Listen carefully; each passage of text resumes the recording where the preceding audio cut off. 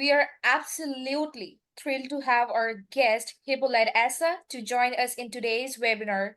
So, he achieved his path in the field of Python developer. And so, our esteemed guest will be sharing his expertise and insights, offering a fresh perspective on navigating challenges and seizing opportunities in today's dynamic environment. So, we welcome you, Hippolyte.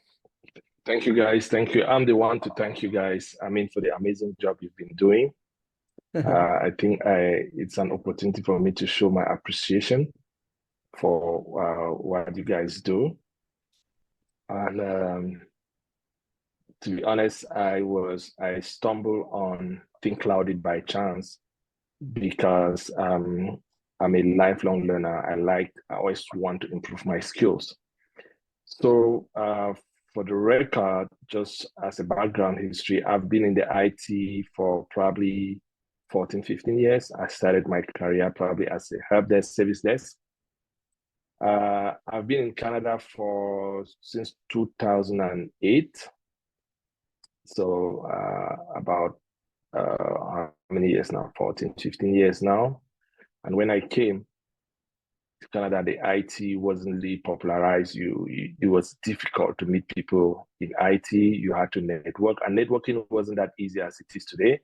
Where you could go online and you have many groups, community groups that can help you out. So, but because of my background as I was a science university graduate, and when I moved to Canada, I felt like since I've been using computers for a while, it was the logical place to start life because there were opportunities then in service desk, help desk. Getting into other fields was a little bit more challenging because of the Canadian experience. But with IT was kind of, okay, customer service, IT. And then since then, what has really changed me and made me grow in the IT world is the hunger for new skills, right? Back then, you could imagine cloud technology was a novel idea, it was non-existent. DevOps was not a term that people even refer to or even know was going to be invented.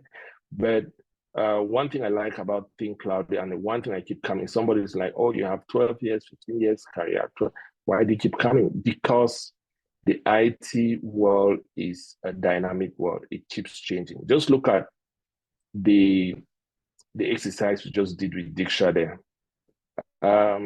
I could say I have 15 years, but I don't use all the tools or all the science, but it was a good refreshing exercise to come and then you go over these things and you say, because normally we just go by the names, we don't look at the symbols, but the symbols make you think a little bit like this is it. So having been in IT service desk, I went on back then what you could do is either service desk or networking. Networking was a big career thing, and then there were other specialized skills like database and things like that.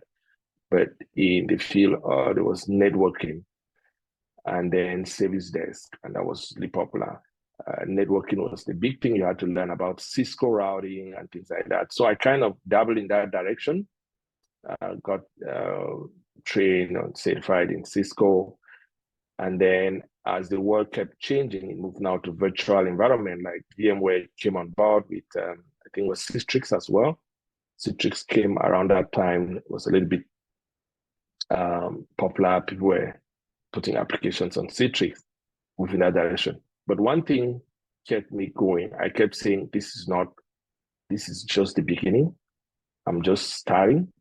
And I believe there is no difference between me and those that are up there doing some third level support or fourth level support in whichever capacity they were. And if you look at it complex, to be honest with you, I still have colleagues who were working probably 14 years ago that are still in service desk. They're still there, like working in service desk. I'm like, and they keep complaining, life is tough, this and that.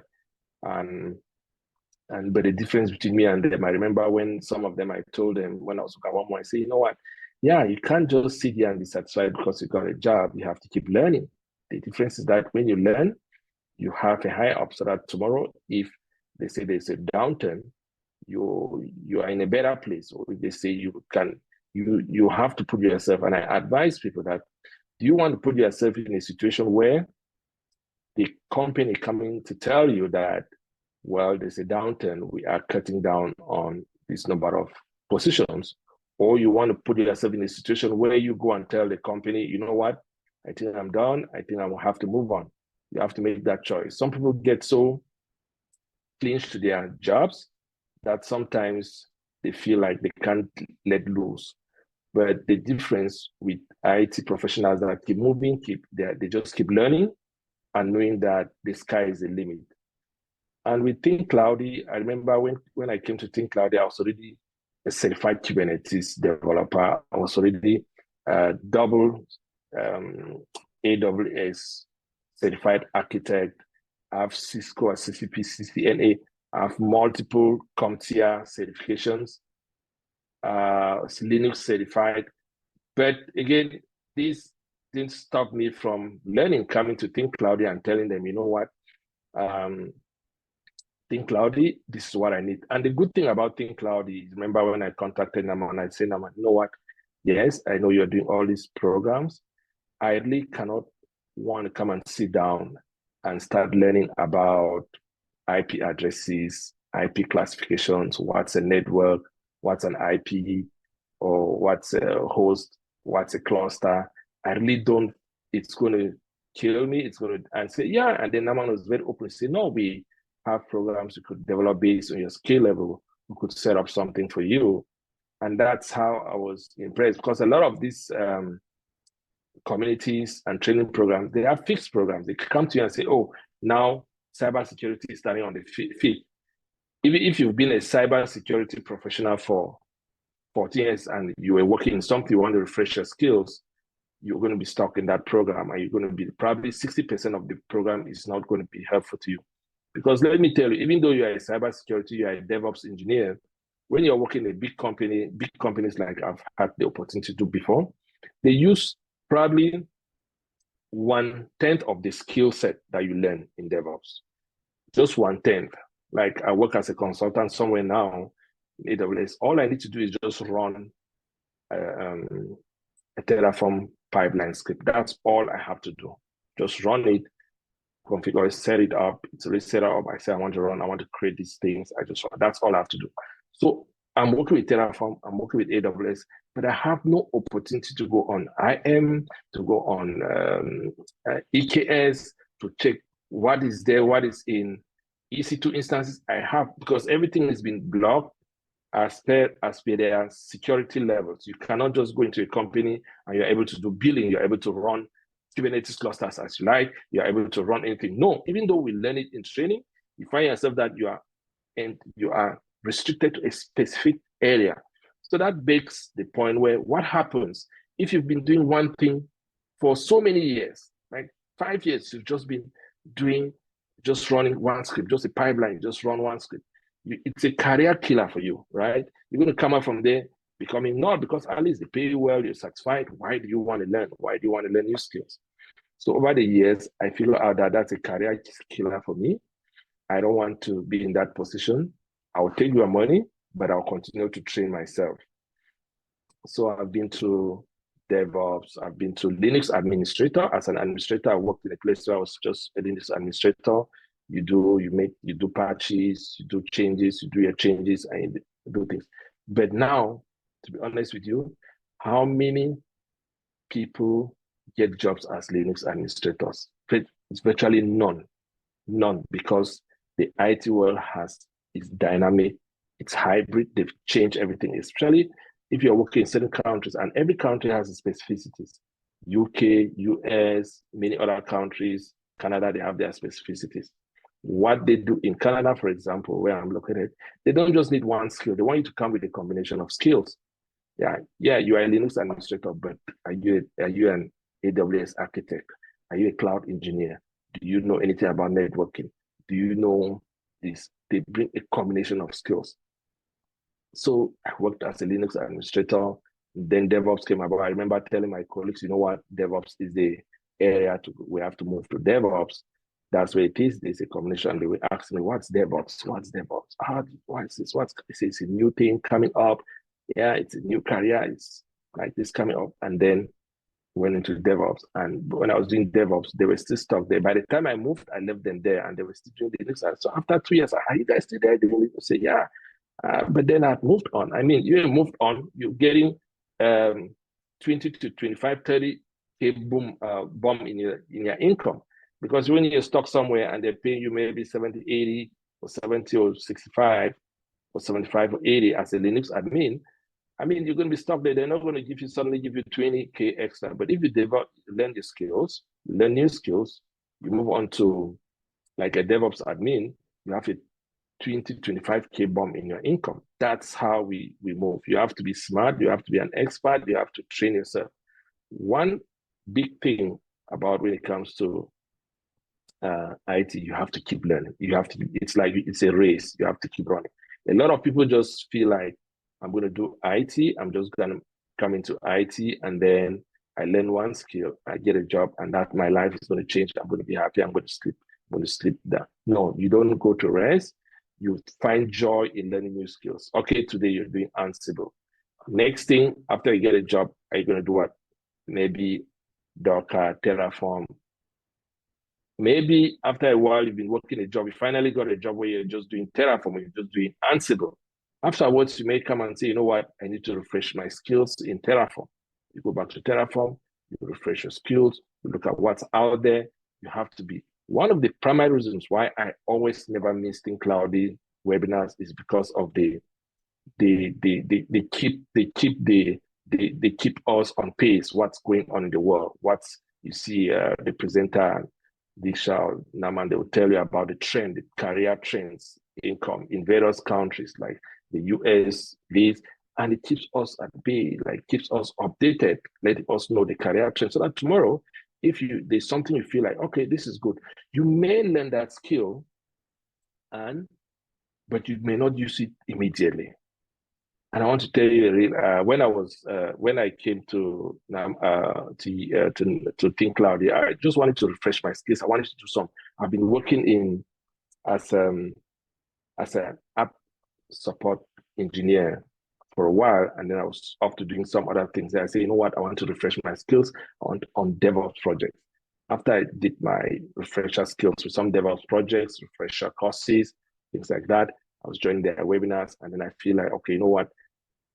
In DevOps now, it's not easy to really get a job without having some coding skills. Like the coding skills, maybe they want you to have some coding, Java, this, a little bit of Java. And then I looked around and I said, Python is something I should go for next. So I partnered up with Thinkcloudly. I said, I want to upgrade I want to learn Python. I was actually coming from a fresh learning Python. So if you look at most jobs now, they'll tell you Python or C++, but they add that. Even though you're a DevOps engineer, they'll add that. And it may turn you off. Like if you're a DevOps engineer, what do? You only know maybe AWS, you've learned this skill, you've learned a pipeline, CI/CD, maybe you've learned Jenkins and Terraform. But now they're telling you need to learn some other skills. So I've been hesitant because I'm like, no, I'm not a developer. I'm not a developer. I'm not a developer. But then I decided to take the bull by the horn. I went in. I said, okay, I'm going to get it. I'm going to go with Python. And that's how I partnered with them. And we're learning Python projects, we're learning things. It was hard not. We're moving forward, morning, afternoon, revision. I mean, the one thing I liked about my trainer from Thinkcloudly was compared to, because I went to Udemy, tried to learn a program from Udemy. It wasn't working. I got some other places train on Python. What they'll do is basically what they do is something you can just go on YouTube and just follow it up. You can just do it on YouTube. If what they teach you is basically what you just go on YouTube and just follow up a video and the same thing. So they come to you, they show you this, oh, this and this, and they just show you this a function, and they just keep going and going and going and going and going. But the difference with my trainer at Thinkcloudly was very interactive. It was interactive. What we did was he would tell me, let's share my screen. He needs to, even sometimes I get up very early because sometimes we did classes like 7 a.m. my time, local time, before I go to work. Like my work probably starts at 9, we'll go 7 a.m. or 8 a.m. I'm getting up, or maybe I slept late because of work. Get up in the morning, and we're like having a 1 hour. It's like, oh, did you do what we did yesterday? And then it's like, okay, share screen. Okay, make sure you do this. He does it, and then I have to do it. So that I'm doing it, he sees it, we see the output, it should be the same.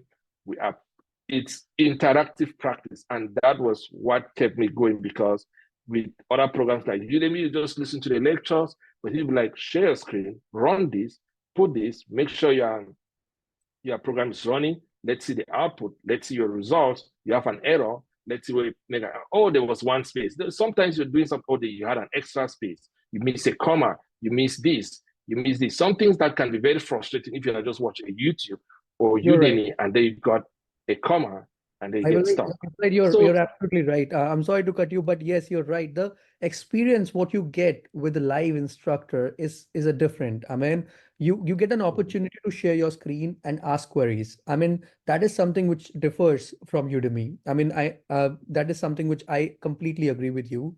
I'm sorry because we are just running out of time. But yes, the points what you mentioned were really important, Hippolyte, for the audience to note here that IT, like if you get your one job, you cannot stop. You have to keep learning. I mean, that's a Right. wonderful what you have given, because this is what people forget. They get their first job and then they go and sit on the back seat and realizing that yes, I'm done. But that doesn't happen like that. And the second point, what I liked about about you, that you said probably you are learning 10 tools, but when you get that one job, you'll be doing 1/10 of work. Like you learn 10 different tools under DevOps, but probably you are using only Terraform. I mean, that's the Right. wonderful insight what you have shared with the students, and this is really good. I'm sorry, Hippolyte. We Yeah. honestly, if you look at the chat, there are people who are motivated, who are inspired just by you, and Right. Right. market like in the market like Canada, I meet so many people and they tell me that, no one, is it really possible to land a job in Canada in IT when the market is going down? There is there's certain kind of a dynamics what's going on in the market right now, but still you were able to make it. I mean, that's wonderful. Thank you so much, Hippolyte. And I promise you that we will invite you again. Thank you so much. Thank you for watching. Switch from non-IT to IT today. Explore www.thinkcloudly.com.